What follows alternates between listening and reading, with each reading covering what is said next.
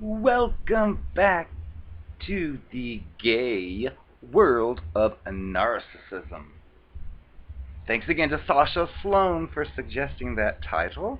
But tonight is a continuation of a previous video, which is by far the most popular I've ever had. But it was in the same series, it was gay sex with the narcissist. This is a continuation on the same topic because, again, there are very few resources on YouTube that discuss this specifically, which even though it does apply to others, but most of the time we find ourselves watching others and just trying to apply it to ours. Well, now this is your gift. If you want to consider that a gift.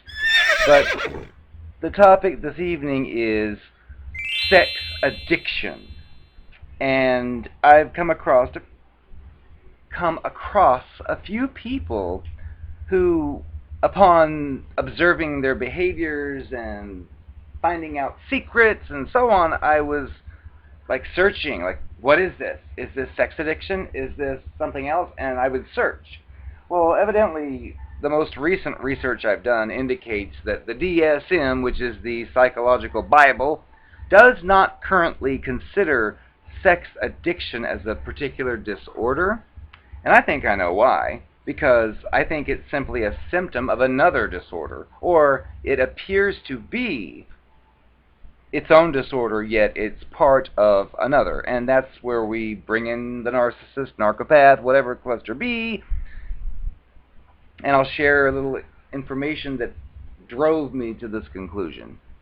Because I'd been in several situations where I'd met a certain person, we got along, we were supposedly attracted to each other, and we got it on regularly, yet, for some reason, the other person would sneak off elsewhere. And when they talk about the sex addiction, even though it's not really a diagnostic word or clinical term, they define sex addiction from the resources I looked at as compulsive participation and engaging in sex despite sexual activities despite negative consequences.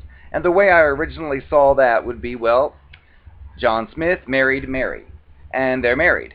But they make love every few days. However, John Smith still sneaks down the street to the brothel and makes love to 6 different hookers. And then he comes back home and is with his wife.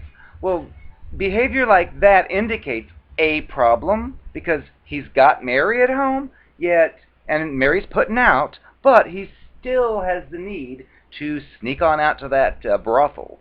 Well, the same type of thing existed with the people I would date, because they'd be like, oh, I want to be your lover, and then they'd run off to a stranger for not even like a relationship, just a get-off session, and then say, oh, it just happened. It didn't mean anything. I want to be with you. And I think, what? It just happened? You were walking down the street and you just fell into the person's bed? Oh, show me that street. But that's what they'll say, and it's retarded because it's fake. So I happen to believe it just happens to be that's their way of dealing with the fact that that's what they do, because that's who they are. And the narcissistic cluster B category people, I think we have to look at it in a little bit different way. Because again, we're seeing what they're doing, but it's related to the fact that this personality disorder involves, they've got to have power, they've got to have control, they have to be the center of attention. Well, if you marry Mary and you're craving attention, let's say you walk down the street, you want people to do the well, in this case, he probably wants Mary because Mary provides a haven where he can live in comfort, a comfort zone. But he still has this desire for attention and for power and control, and Mary is only one person. So Mary can't be 100 different admirers. So these people, these narcissistic personality gay people, what they'll normally do, or what a lot of them do, is they'll find someone and they'll use their powers of charm and persuasion and glamoring, and they will try to convince someone that they're totally in love, so that someone will invite them into its world. And then once they're settled, then come the, oh, I'm going to be gone for the next weekend. I have to go see my family, or stuff like that.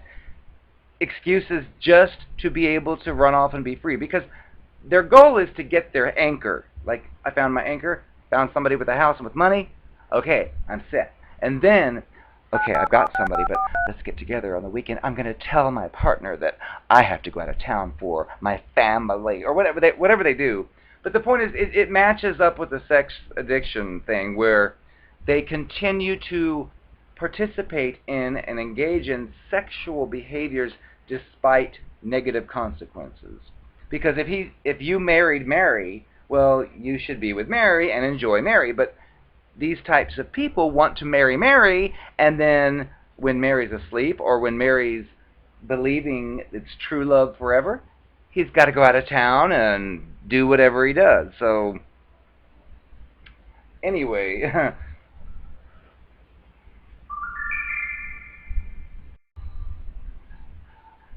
another common trait I've noticed with these individuals is pretty much representative of the narcissistic behavior patterns for other things as well, such as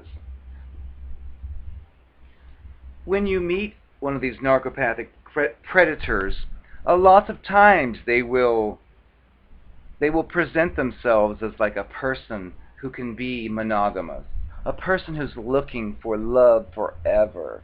And a lot of them are so bad at it, it sounds very superficial. Yet they still use it. Must have worked with somebody because they use it. But basically, the rules they set for you are this. It's, I want to be your partner. I want to be your boyfriend.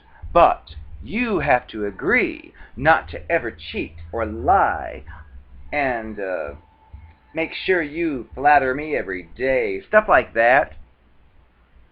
However, the same person making these rules is very well aware that he or she regularly violates every single one of those rules, plus rules you didn't even hear about, and that are even worse than the ones we're talking about here. So, to you, they're trying to manipulate and condition you to be what they want, which is, here's their basic goal. The narcissistic personality gay predator, he wants to find a partner that is his and his only. However, he still wants to be able to sneak off and play with this one and play with that one and keep it a secret, and then come back and tell you not to play with anyone. How dare you? And it's just an unlevel playing field, because the narcissist thinks he's entitled. That's one of their characteristics. It's entitlement. So he thinks it's okay for him to have 6 other partners on the side, but you better not even look at one other person. And that's why they say, if you're dealing with one of these,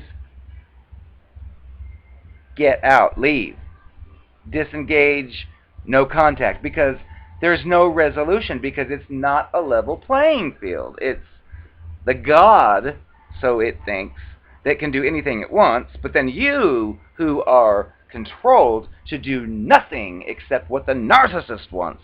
And that's just the way they are, and it's not always apparent at first. At first they'll act nice so they can like put their claws or hooks into you, but eventually it becomes clear. Unspoken threats like, if you do those things, well, I will not be here for you anymore. They do stuff like that because, again, they're evil bullies. And they basically want to be able and believe they should be able to do exactly what they want, even if it's in the same rules that you're forbidden to do, because you're not going to be told about it. So as far as they're concerned, you don't know. It's like they think they're like above everybody else, and that they have access to the real information, and you, the people below, you don't deserve to have the real information, which again is not a healthy relationship with anyone. Another factor that comes in is insecurity. These narcissistic people, they are deeply insecure because, first off, look at what they are. They're fake. They're an empty shell that has a few minimal emotions, and they've found you as their target to supply them with the narcissistic supply, the stoning behaviors or characteristics that make them feel like they're worth something. That's what they are, and they know that in this real world that there are other people out there who are not like that, and they know that you are not like that. So they're worried that you might catch the eye of somebody else who might not be a narcopathic monster and actually might appreciate all of your attributes. And they do not want that at all. And I've seen a few of them. They act so retardedly jealous. If someone you know says hi, they're like, "Who is that? Who is that? I'm going to beat him up." It's like, "Oh, what? What's wrong with you?" But they do this kind of thing because they are insecure, because they know underneath it all they're fake. And they know that you aren't. And they know that any day you're going to discover that they're fake. But I just look at all this and think, you know what?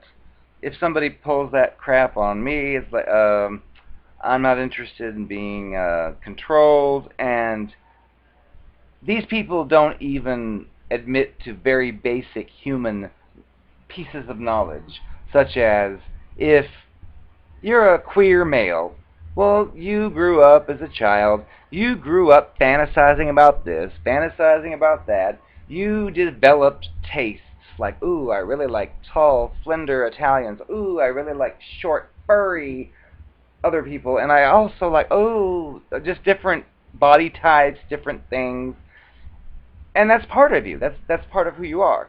But when you meet one of these narcopathic monsters, they're like one body type. So you look at them physically and think, oh, wow, I really like your body type. But chances are you like 6 others, and you're still you. So if you try to talk to them about that, to say, well, like, let's say your body type or whatever it is physically, you're like, oh, well, you really think I'm sexy? Oh, great. Well, I am muscular and smooth, but don't you ever think about other body types, like the short furry and the whatevers? And, oh no, since I met you, I don't look at anyone else. That is fake. That is phony, because my point is, you're still you. You're still the same person with all your background experiences. But you cannot have communication with a lot of these narcopathic people because they do not want to even admit to anything that might derail their game. And that's, again, a different subject for a different time. This is just the beginning. Be prepared.